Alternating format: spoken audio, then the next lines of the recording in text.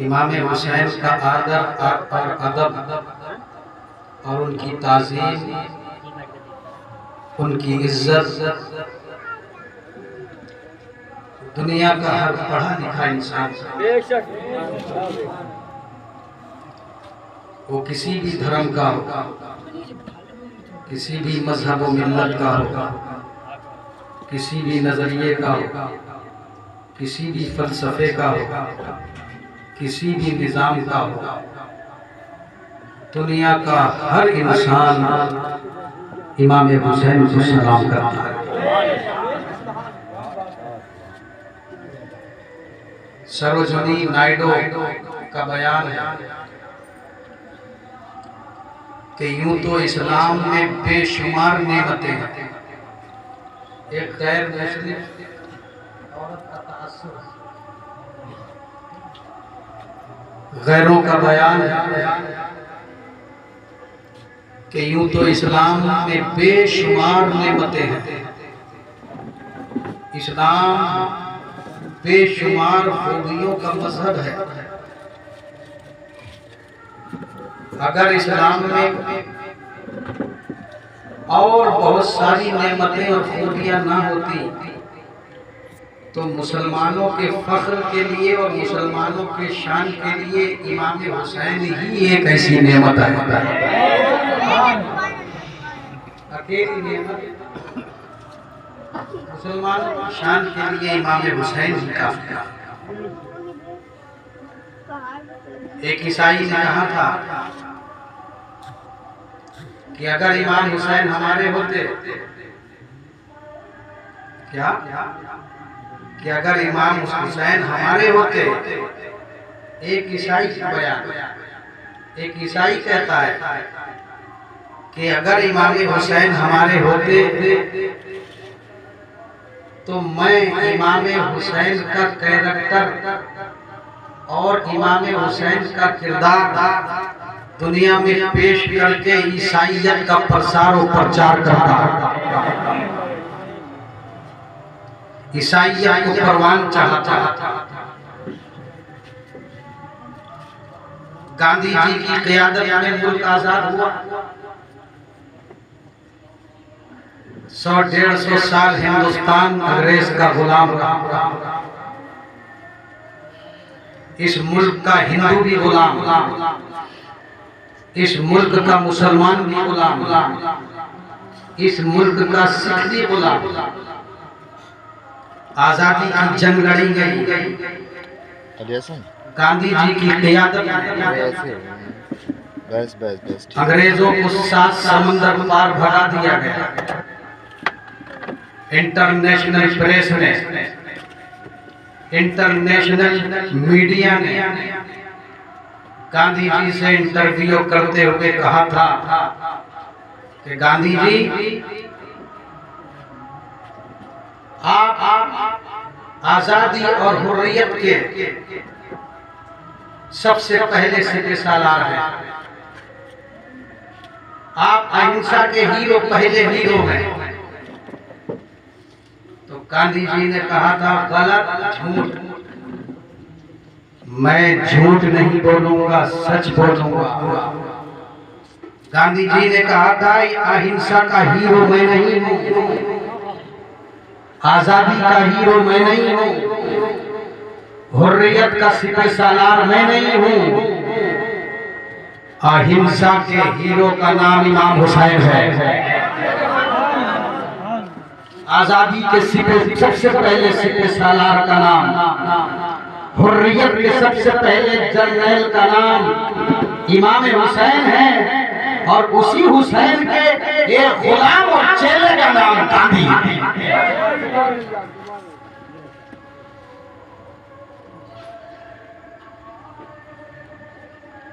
इसीलिए कहने वाले ने कहा था, इंसान को बेदार तो हो लेने दो, इंसान को बेदार तो हो लेने दो, हर कौम पुकारेगी हमारे हैं हुसैन, हर कौम पुकारेगी हमारे हैं हुसैन। ये वही हुसैन है जिन्होंने आज से पौने 1400 साल पहले करबला के मैदान में एक तारीखी जंग लड़ी थी। और वो जंग 10 मुहर्रम जुमे के दिन लड़ी थी। और वो जंग इमाम हुसैन ने काफिरों से नहीं लड़ी थी, मुसलमानों से लड़ी। यही तो एक अफसोस है, यही तो एक अलमिया है। करबला से पहले बद्र में जंग लड़ी गई, ओहद में जंग लड़ी गई, खैबर में जंग लड़ी गई, खंदक में जंग लड़ी गई। बद्र में जो जंग लड़ी गई थी वो इस्लाम और कुफ्र के दरमियान जंग थी। वो मुसलमान और काफिरों के दरमियान जंग थी। ओहद में जो जंग लड़ी गई थी वो इस्लाम और कुफ्र के दरमियान जंग लड़ी गई थी। खैबर में जो जंग हुई थी वो इस्लाम और कुफ्र के दरमियान जंग हुई थी। खंदक में जो जंग हुई थी वो इस्लाम और कुफ्र के दरमियान जंग हुई थी। मगर करबला में जो जंग हुई थी वो मुसलमानों की आपस में जंग। काफिरों से जंग नहीं हुई थी इमाम हुसैन, ईसाइयों से जंग नहीं हुई थी इमाम हुसैन, यहूदियों से जंग नहीं हुई थी करबला में इमाम हुसैन, बुत परस्तों से जंग नहीं हुई थी। दोनों एक ही समुदाय के लोग थे, दोनों एक ही मजहब के लोग थे, दोनों एक ही खुदा की पूजा पाठ करने वाले लोग थे, दोनों एक ही खुदा के सामने सर झुकाने वाले थे, दोनों एक ही नबी के मानने वाले थे, दोनों एक ही कुरान के मानने वाले थे, दोनों तरफ कुफार और मुशरिकीन से जिहाद करने वाले लोग थे। इमाम हुसैन की तरफ भी जंग करने वाले, काफिरों से जंग करने वाले थे, मुजाहिदीन थे। और दूसरी तरफ भी जिहाद करने वाले, काफिरों से जिहाद करने वाले थे।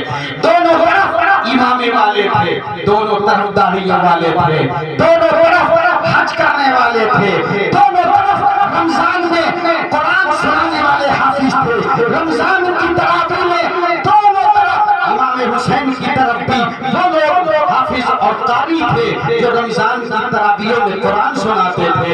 और यजीदी गिरोह में बहुत से ऐसे हाफिज और हाफिज कुरान थे जो नमाज तरावी में कुरान सुनाया करते थे। रंग तो इसी बात का है, रंग तो इसी बात का है, अफसोस तो इसी बात का है। बद्र में जो जंग लड़ी गई थी वो इस्लाम और कुफ्र के दरमियान थी। खंदक में जो जंग लड़ी गई थी वो इस्लाम और कुफ्र के दरमियान जंग थी। मगर करबला में जो जंग हो रही थी तो वो जो मुसलमानों के बीच में हो रही थी, एक ही खुदा के मानने वालों के बीच में हो रही थी, एक ही नबी के मानने वालों के बीच में हो रही थी। क्यों हो रही?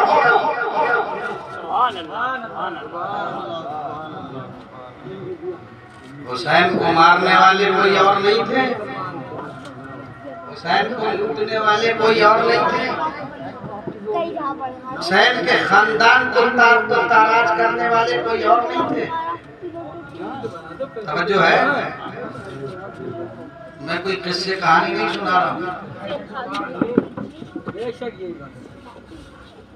आदि हो गया ना, आदि बना दिया गया है वाकयात सुनने सुनाने का। मार धाड़ के आदि बन गए हो ना। करबला मार धाड़ का नाम नहीं है, करबला मार धाड़ का नाम नहीं है, करबला रोने रुलाने का नाम नहीं है। यजीद ने करबला में इस्लाम को रुलाया था, हुसैन ने इस्लाम को हंसाया था। यजीद ने और यजीदियों ने करबला में इस्लाम को मारा था और हुसैन ने करबला में इस्लाम को बचाया। आज तक कहीं किससे कहानी सुनी है, मारधाड़ सुनी है? करबला मारधाड़ का नाम नहीं जी, रोले रुलाने का नाम नहीं है। साल में एक बार रोलिए, पूरा साल रुलाते हो हुसैन को, पूरा साल रुलाते हो हुसैन को, और सब रुलाते हैं हुसैन को। बच्चा भी रुलाता है तुम्हारा, तुम भी रुलाते हो हुसैन को, तुम्हारी औरतें भी रुलाती हैं हुसैन को, बूढ़े भी रुलाते हैं हुसैन को, 24 घंटे हुसैन को रुलाते हो, साल में एक बार मगरमच्छ के आंसू निकाल के अपने को मोहब्बत वाला बताते हो।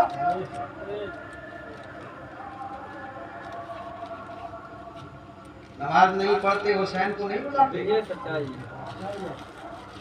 रोजा नहीं रखते हुसैन को नहीं रुलाते क्या? ज़कात नहीं देते हुसैन को नहीं रुलाते क्या? झूठ बोलते क्या हुसैन को नहीं रुलाते? सूद खाते क्या हुसैन को नहीं रुलाते? ब्याज खाते क्या हुसैन को नहीं रुलाते? पूरी जिंदगी हुसैन को रुलाते। दावे इश्क़ नबी और जिक्र नबी से दूरी, दावा बेअसल है, झूठी है मोहब्बत।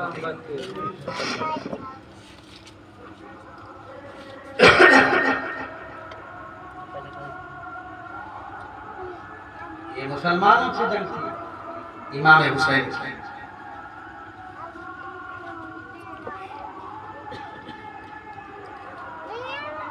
क्यों थी जंग? क्यों हुई ये जंग?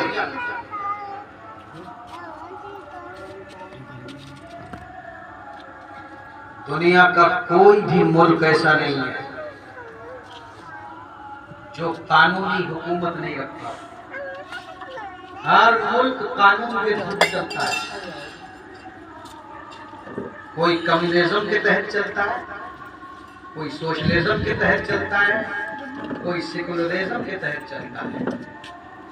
हमारा मुल्क सेकुलरिज्म के तहत चलता है। ये मुल्क कानून के बगैर नहीं चलता, ये मुल्क भी कानून के साथ थम चलता है। दुनिया का कोई मुल्क कानून के बगैर नहीं चलता, हर मुल्क कानून के तहत चलता है। और कानून सबसे बड़ा होता है। कानून की पाबंदी अधिकारी को भी करना जरूरी है, कर्मचारी को भी करना जरूरी है। अफसर भी कानून का पाबंद होता है, हुक्मरान भी कानून का पाबंद होता है, जनता भी कानून की पाबंद होती है। सबसे बड़ा कानून का है। और जहां कानूनी हुकूमत नहीं होती वहां जंगल राज हो जाता है। फिर किसी की जान महफूज नहीं रहती, किसी का माल महफूज नहीं रहता, किसी की इज्जत महफूज नहीं रहती, किसी की आबरू महफूज नहीं रहती। फिर अमन और शांति गारत हो जाती है, जुल्म और फसाद जड़ पकड़ जाता है। फिर जिसकी लाठी उसी की भैंस हो जाती है। क्या इस्लाम गैर कानून पे चला? इस्लाम भी कानून के थ्रू चला। इस्लाम भी एक हुकूमत रखता है और इस्लाम ने ही पूरी दुनिया को हुकूमत का सलीका सिखाया। रसूलुल्लाह सल्लल्लाहु अलैहि वसल्लम ने मदीने शरीफ में इस्लामी हुकूमत कायम की और कानून कुरान का।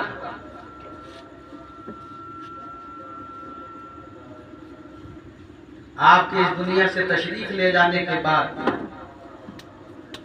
फिर इस्लामी हुकूमत के प्राइम मिनिस्टर, इस्लामी हुकूमत के वजीर आज़म, इस्लामी हुकूमत के खलीफा, इस्लामी हुकूमत के बादशाह हजरत अबू बकर सिद्दीक रज़ी अल्लाह ताला अन्हु 2.5 साल तक इस्लामी हुकूमत को आपने कुरान के कानून के मुताबिक चलाया।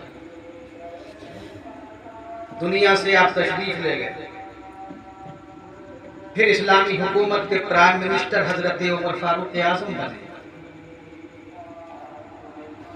10 साल 5 या 6 महीने कुछ दिन इस्लामी हुकूमत के प्राइम मिनिस्टर हजरत उमर फारूक आज़म रहे। जिस तरह से रसूलुल्लाह ने इस्लामी हुकूमत को चलाया था, अबू बकर सिद्दीक रज़ी अल्लाह ताला अन्हु ने चलाया था।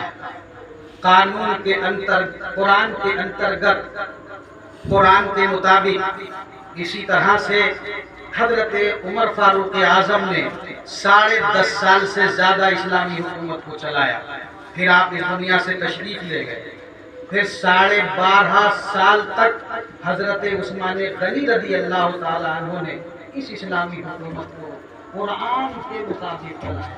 उस्मान गनी इस दुनिया से तशरीफ ले गए। फिर मौला अली प्राइम मिनिस्टर बनते हैं। मौला अली के बाद आपके बड़े साहिबजादे हजरत इमाम हसन रज़ी अल्लाह ताला इस्लामी हुकूमत के वज़ीर आज़म बने। फिर आपने इस इस्लामी हुकूमत को हजरत अमीर माविया रज़ी अल्लाह ताला अन्हु के हवाले कर दिया। फिर ये इस्लामी हुकूमत आप हजरत अमीर माविया रज़ी अल्लाह ताला अन्हु ने 20 साल चलाई। कितनी? 20 साल। 20 साल इस्लामी हुकूमत को चलाया। 60 हिजरी में हजरत अमीर माविया रज़ी अल्लाह ताला अन्हु का इंतकाल हुआ। फिर वक्त ने एक पलटा खाया। वक्त ने एक पलटा खाया। हजरत अमीर माविया के विसाल के बाद मुसलमानों में एक डिक्टेटर पैदा हुआ।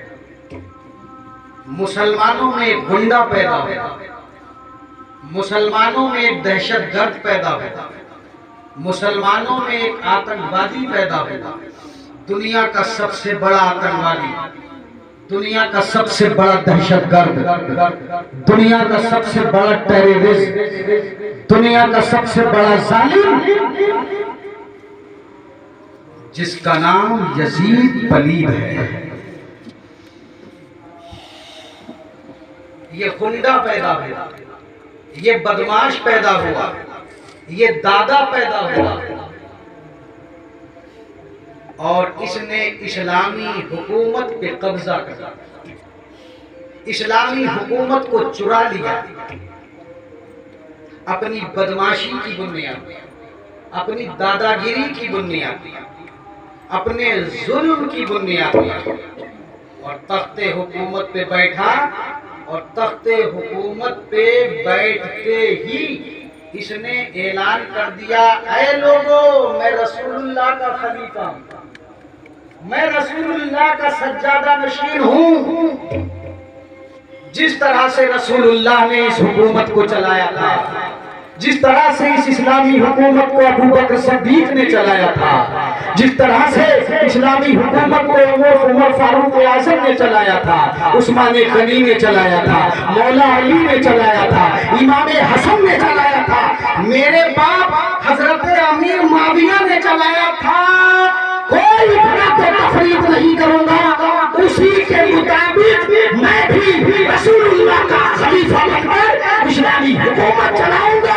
मगर ये झूठा था, ये जालिम था, ये मक्कार था, ये जाश था, धोखेबाज था। इसने मुसलमानों को धोखा दिया था।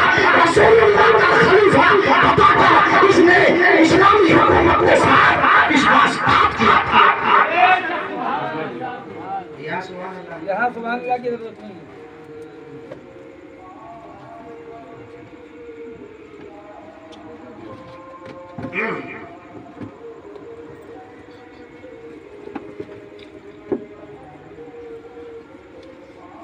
इस्लामी हुकूमत के प्राइम मिनिस्टर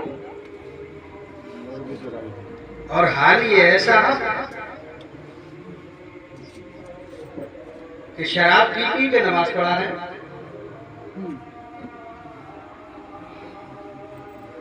ज़कात मुसलमानों की इकट्ठी होती, ज़कात खा जाते हैं, सूद खाते हैं, ब्याज खाते हैं, जिना करते हैं और इस्लामी हुकूमत के प्राइम मिनिस्टर, इस्लामी हुकूमत के बादशाह। पहले ऐसा होता था इस्लामी हुकूमत में, कैपिटल सिटी में प्राइम मिनिस्टर, बादशाह कैपिटल सिटी की जामा मस्जिद में नमाज पढ़ाता था। इमाम वही होता था, जो प्राइम मिनिस्टर होगा वही कैपिटल सिटी में नमाज पढ़ाएगा। जाओ मस्जिद। और सूबे के गवर्नर, जो सूबे का गवर्नर होता है, तो उसकी भी ड्यूटी ये थी कि सूबे का गवर्नर अपनी मस्जिद में नमाज पढ़ाएगा इमाम। तो ये पूरी इस्लामी हुकूमत के बादशाह थे। और जी इस वक्त की ये इस्लामी हुकूमत पावरफुल हुकूमत थी, सुपर पावर हुकूमत थी सहाबा के कलमों के सत्ते में। ये वो हुकूमत थी जिस हुकूमत से दुनिया में कोई भी आंखें मिलाने वाला नहीं। दुनिया की सुपर ताकत थी उस वक्त। जामा मस्जिद के इमाम भी है साहब कैपिटल सिटी में, और मुसल्ले के बराबर मेहराब में साहब शराब की सवाई रखी है। 2 रकात नमाज पढ़ी, 4 रकात नमाज पढ़ी साहब, गिलास निकाला, प्याला निकाला साहब, सुराही में से शराब निकाली और मुसल्ले पे बैठे पी रहे।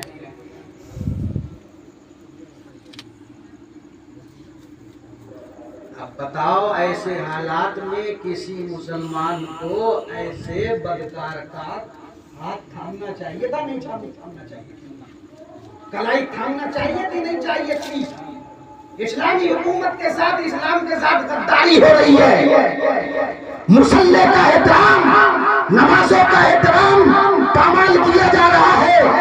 ऐसे हालात में बताओ सच्चाई के साथ, ईमानदारी के साथ ऐसे जालिम जाबिर अशाश मुसलमान का कोई कलाई थामना चाहिए थी किसी मुसलमान को? जी थामना चाहिए थी। आप बात समझ नहीं पा रहे हैं, इसलिए कि इल्म की बुनियाद पे आप, इल्म की हालत की बुनियाद पे आप मेरी बात समझ नहीं पा रहे। मैं आप ठीक से फलसफा आपको समझाने की कोशिश कर रहा हूँ। बहुत गहराई वाली बातें बहुत आसान तरीके से बताना चाह रहा हूँ, फिर भी आपकी समझ में नहीं आ रहा है। तो इसकी वजह यह है कि इस्लाम से और दीन से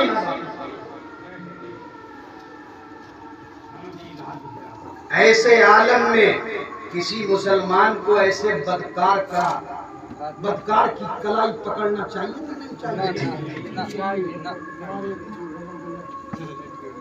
ऐसे बदकार की कलाई पकड़ने के लिए नबी का नवासा हुसैन था।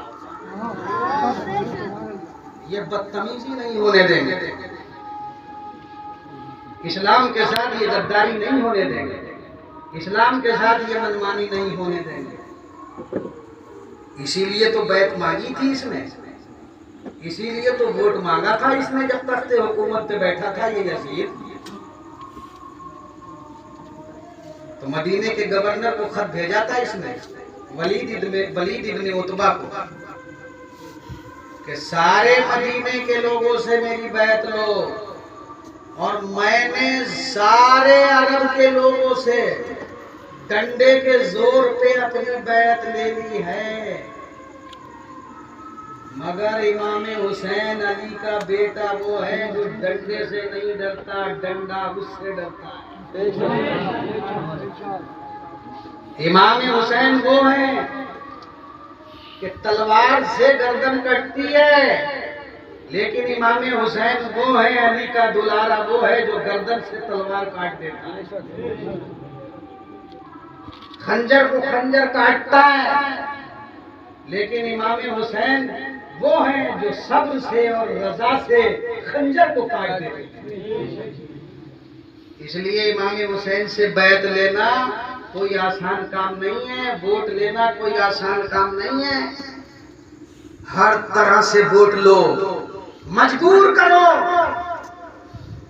और अगर ना माने, मुझे वोट ना दे, मेरी हुकूमत तस्लीम ना करे, मुझे हाकिम ना माने, तो इमाम हुसैन को कत्ल कर।